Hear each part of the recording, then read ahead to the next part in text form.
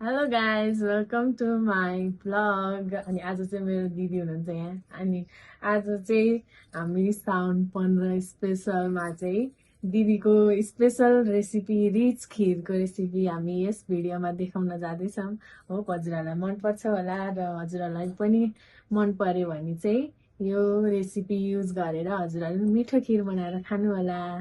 अनि हाम्रो ब्लगलाई माया गरिदिनु होला अनि लाइक एन्ड सब्स्क्राइब गरिदिनु होला। By, love you. हामीले चाहिँ यहाँ डेक्चीमा पहिला 15 पोका दुध बसालिसकेका छौँ। हामीले चाहिँ अब यो एक मुठी चामललाई चाहिँ एक पोका दुधको लागि एक मुठी चामल राख्नुपर्छ।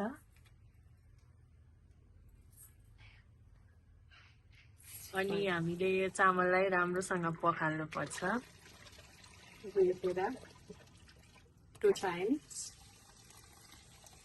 हामीले चाहिँ यहाँ चामललाई राम्रोसँग पखालिसकेका छौँ र दुध चाहिँ उम्लियो।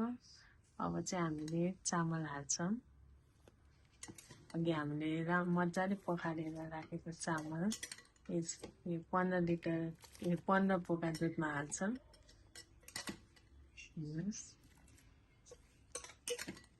सबै राम्ररी राखेर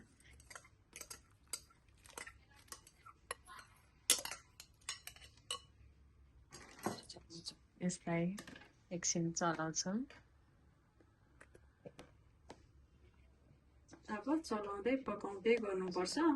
यो चामल अलिक बाक्लो नहुन्जेलसम्म हामीले यत्तिकै चलाउँदै पकाउँदै चलाउँदै एकछिन राख्दै पकाउँदै गर्नुपर्छ। हाम्रो दुध चाहिँ अहिले उम्लेर यतिको भयो। अब चाहिँ हामी यसमा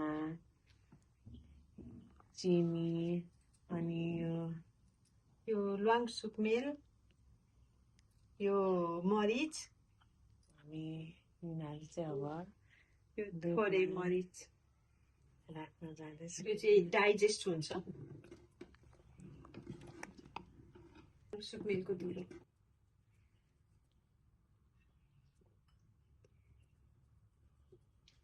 बास्ना र टेस्टको लागि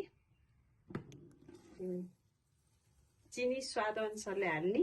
म चाहिँ अलिकति मिठै खान्छु अहिले, त्यही भएर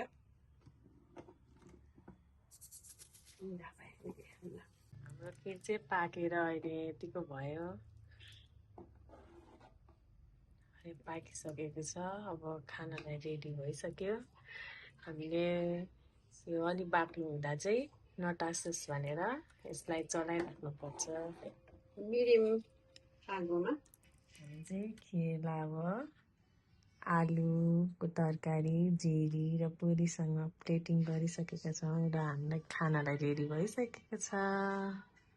हेर्नुहोस्।